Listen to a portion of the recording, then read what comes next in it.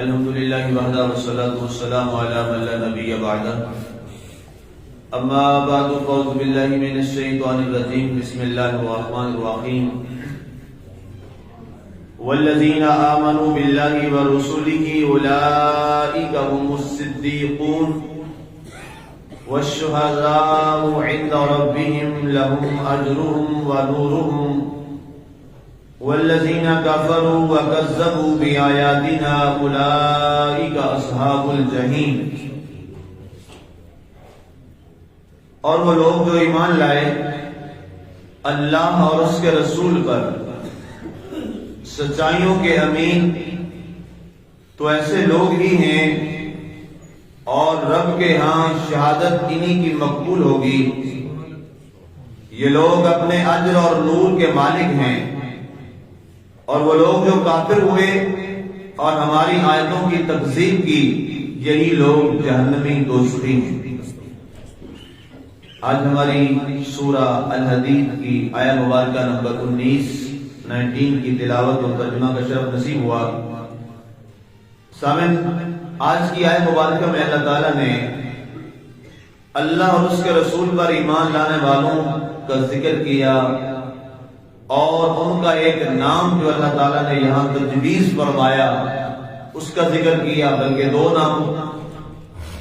اور اس کے بعد جنہوں نے اللہ کی آیتوں کو جھٹلایا اور کفر کیا، انکار کیا اللہ اور اس کے رسول کا، ان کا ٹھکانہ کیا ہوگا، اللہ نے ان کے بارے میں یہاں ارشاد فرمایا۔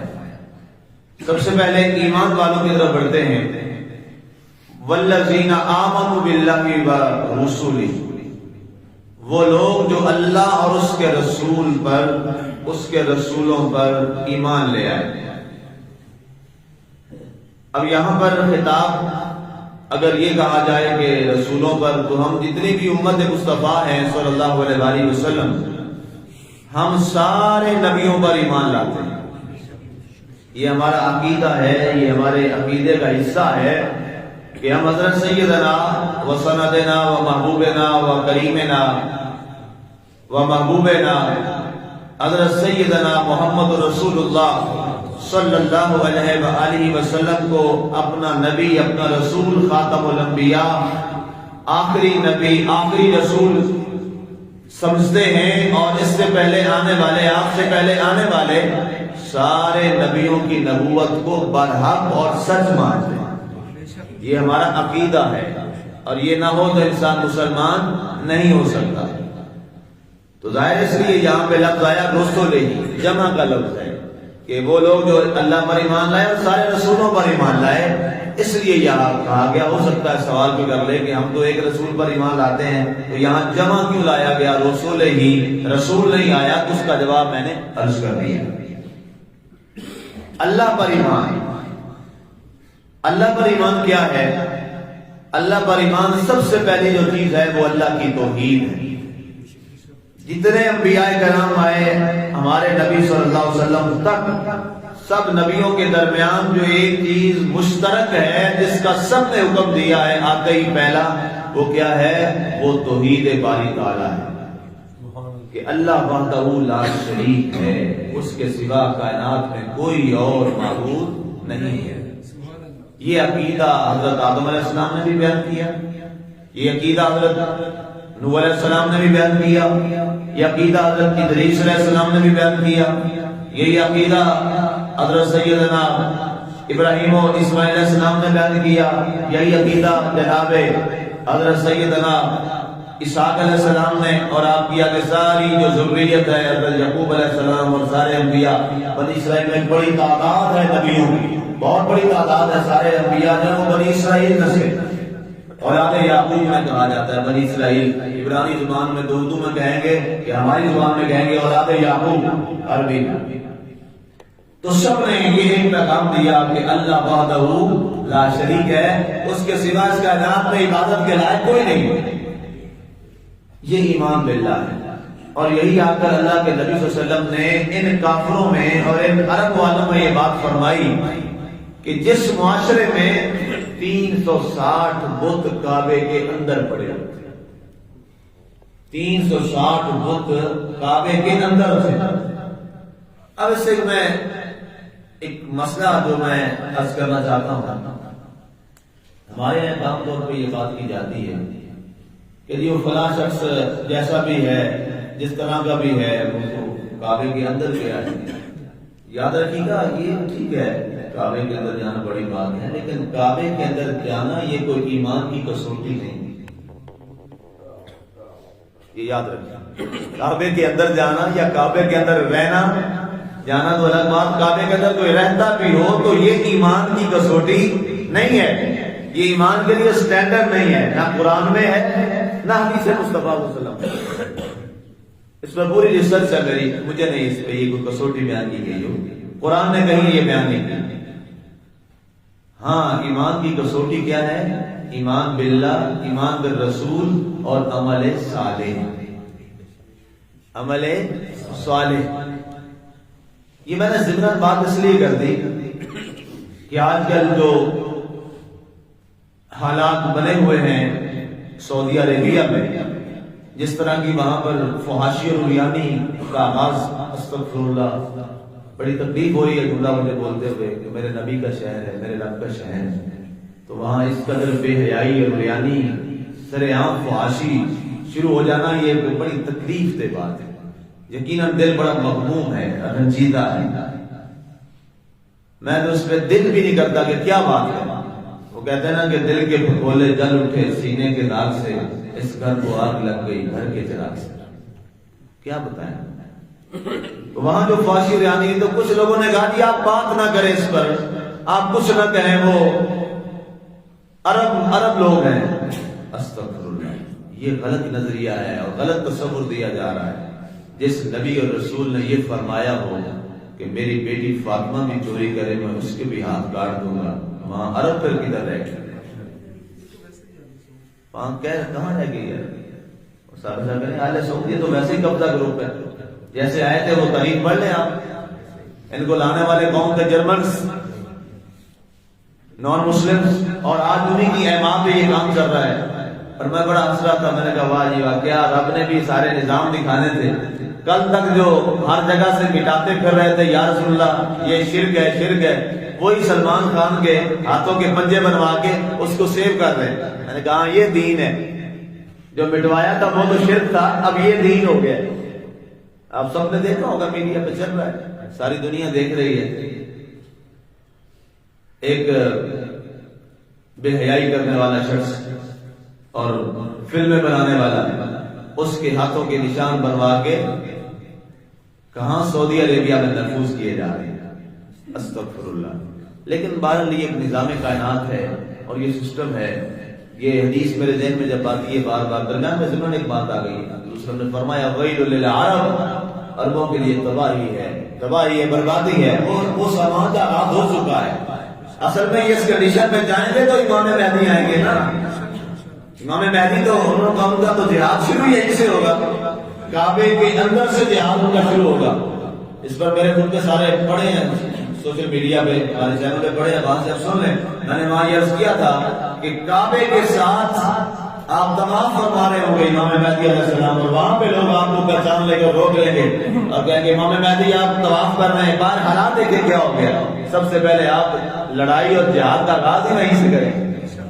تو یہ مجھے لگتا یہ ہے افغانستان کی صورتحال کے بعد یہ کام ہونا، مجھے آثار یہ بتاتے ہیں کہ معاملات کچھ اس طرف چل رہے ہیں۔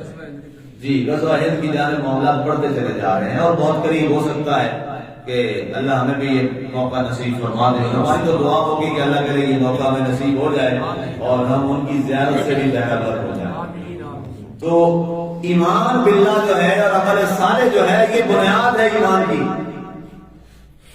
عمل صالح۔ اور اللہ کے رسول صلی اللہ علیہ وسلم نے اپنے خطبے میں یہ فرق مٹا دیا۔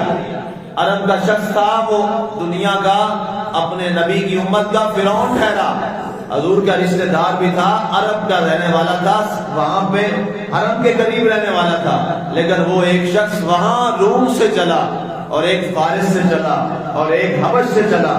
اللہ نے کسی کو مؤذن رسول بنا دیا اور کسی کو اپنے گھر والا بنا دیا۔ صہیب رومی کے بارے میں رسول نے فرمایا تھا وہ من اہل بیتی، یہ میرے اہل بیت میں سے ہاں باہر کا، عربی بھی نہیں تھا، اجمی تھا، اسے اہل بیت بنا لیا، اور جو گھر والا تھا ایمان نہ لے آیا وہ جہنمی بن گیا۔ تو پتہ کیا چلا میرٹ کیا ہے، سٹینڈرڈ کیا ہے، معیار کیا ہے، وہ ایمان باللہ، ایمان بالرسول اور عمل صالح۔ اس لیے کوئی کعبے کے خلاف کے ساتھ بھی لپٹا ہو اور بے عمل ہو وہ ہمارے لیے کسی عزت کے قابل نہیں، بڑا واضح موقف ہے۔ اور جو اللہ کے رسول پہ ایمان لانے والا ہو اور عمل صالح کرنے والا ہو وہ ہندوستان میں بھی رہتا ہو، ہمارے سر کا تاج ہے۔ سمجھے میری بات؟ یہ اصول ہے جو قرآن نے ہمیں دیا۔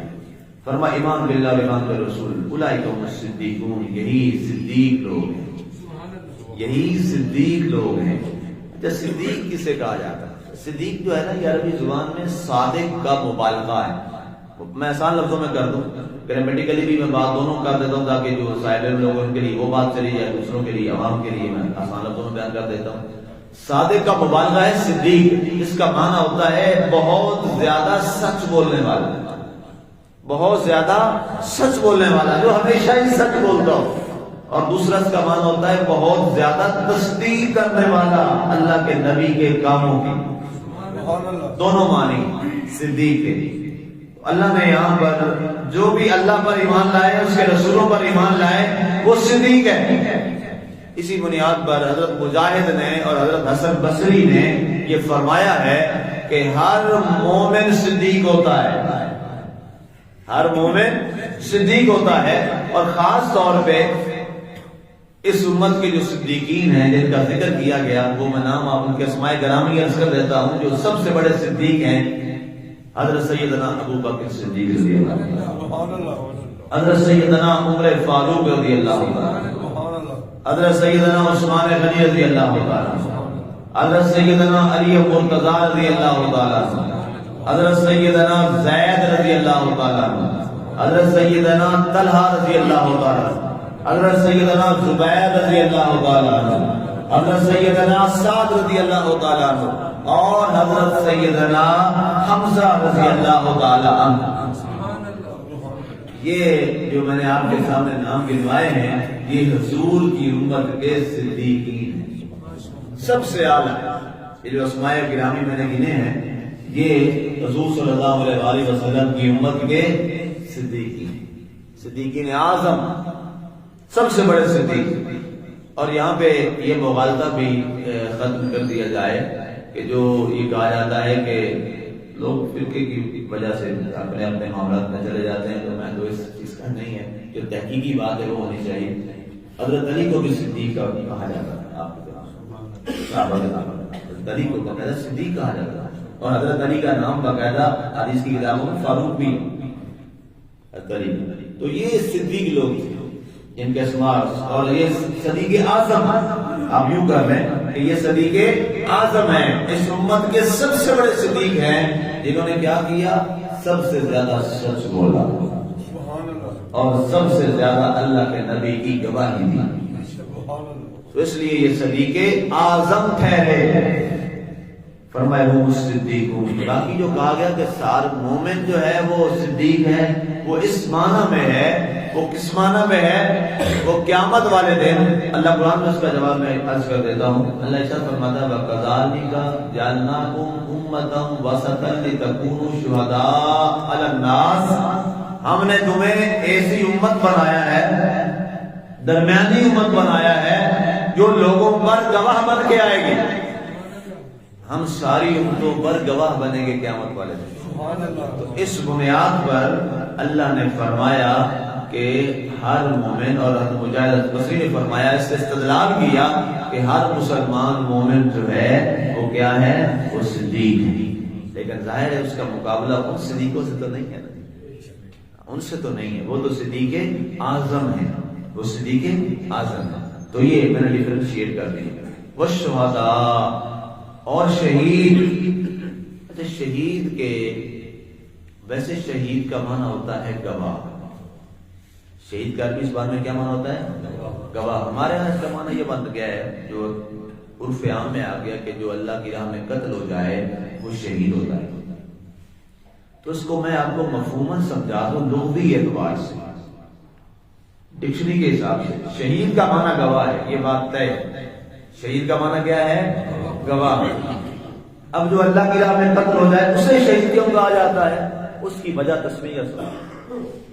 اس شہید کا معنی بھی گواہی ہے، لیکن اس کو ہم شہید کیوں کہتے ہیں؟ وجہ کیا ہے؟ اس کی وجہ تسمیہ سن لیں۔ اس لیے کہ اس کے جنتی ہونے کی گواہی اسی وقت مل جاتی ہے جب وہ قتل ہوتا ہے، تو اللہ کے دیدار اور اس کے جنتی ہونے کی گواہی اسی وقت مل جاتی ہے کہ یہ جو اللہ کی راہ میں قتل ہوا ہے نا جی، جس کو ابھی قتل کیا گیا ہے، اس پر گواہی آ گئی ہے اللہ کی کہ یہ جنتی ہے، تو اس بنیاد پر اس کا نام ہی رکھ دیا گیا شہید، کہ اس کی گواہی کمپلیٹ ہے جی، اس کی گواہی مکمل ہے۔ تو اس بنیاد پہ شہداء گواہی دینے والے دونوں معنی ہیں یہاں پہ، قتل ہونے والے فی سبیل اللہ، یا جن پر گواہی دی گئی، یا جو گواہی دینے والے ہیں اللہ اور اللہ کے رسول کی اور سابقہ انبیاء کی، شہداء عند ربہم، اپنے رب کے ہاں۔ یہ نبیوں کے حوالے سے بھی ہے، اس لحاظ سے ہمارے نبی صلی اللہ علیہ وسلم بھی شہید ہیں، آپ کے رسول نبی حضرت سیدنا محمد رسول اللہ صلی اللہ علیہ وسلم بھی شہید ہیں، کیونکہ آپ سارے نبیوں کی گواہی دیں گے۔ قرآن کی آیت سماعت کیجیے، وَكَيْفَ إِذَا جِئْنَا مِنْ كُلِّ أُمَّةٍ بِشَهِيدٍ وَجِئْنَا بِكَ عَلَىٰ هَٰؤُلَاءِ شَهِيدًا۔ پیارے حبیب، وہ کیسا منظرنامہ ہوگا جب ہم ساروں پر، ساری امتوں پر ان کے نبیوں کو گواہ لائیں گے، اور ان سارے نبیوں پر اے حبیب ہم آپ کو گواہ لائیں گے۔ ساری امتوں کی گواہی نبی دیں گے، اور سارے نبیوں کی گواہی کون دیں گے؟ سرکار دو عالم صلی اللہ علیہ وآلہ وسلم۔ تو اس بنیاد پر رسول کیا ٹھہرے؟ شہید، شہید اعظم، سب سے بڑے شہید اور سب سے بڑی گواہی دینے والے۔ اللہ اکبر، لہم اجرہم و نورہم، سبحان اللہ۔ فرمایا ان کے لیے ان کا اجر ہے اور ان کا نور ہے، سبحان اللہ۔ یہ بھی آیت باقی رہ گئی ہے، چونکہ موضوع بڑا لمبا ہے، اس میں کل بات کریں گے، اور کل انشاءاللہ میں وہ کوشش کر رہا ہوں، وہ ڈھونڈ رہا ہوں کہ کتنی قسم کے شہید ہیں، تقریباً کوئی 40 قسمیں مجھے مل گئی ہیں، وہ انشاءاللہ کل پھر آپ کے سامنے لے کے حاضر ہوں گا، اور ابھی کچھ اور بھی مل جائیں گی مجھے، تو جتنی کل تک مجھے ملی، اور انشاءاللہ کوشش ہوگا کہ اتنی ہی ساری جتنی بھی ہیں ہماری کتابوں کے تفاسیر میں، وہ ساری میں آپ کے لیے لے کے آؤں آپ کے لیے، کتنی شرط قسمیں ہیں، انشاءاللہ اس پہ کل بات کریں گے۔ ہم علیہ